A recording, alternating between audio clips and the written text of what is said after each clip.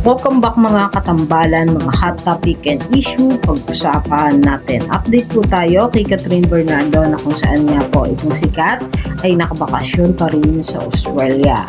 Makikita naman po sa naging post ng kaibigan nito na si Irish na masaya naman po itong si Catherine sa kanyang pagbabakasyon.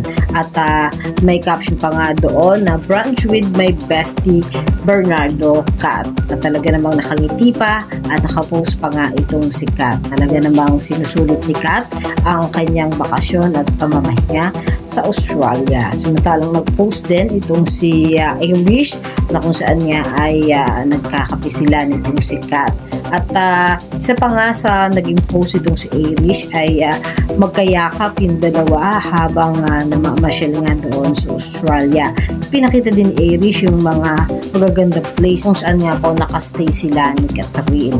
At makikita naman po na nag-enjoy itong si Kat sa kanyang bakasyon sa Australia. Matapos nga po ang naging kabi-kabilang mga endorsement shoot nitong si Kat at ang katatapos lang na Pilipinas Got Talent na kung saan nga po ay isa itong si Catherine sa naging judge sa PGT. At makikita naman na talagang sinusulit at ini-enjoy ni Kat ang kanyang bakasyon sa Australia kasama nga po ang kaibigan niya ang si Irish. Ito yung mga update natin ngayon kay Catherine. Kayo mga katambalan, ano ang masasabi niyo? Mag-comment lang sa comment section at pag-usapan natin.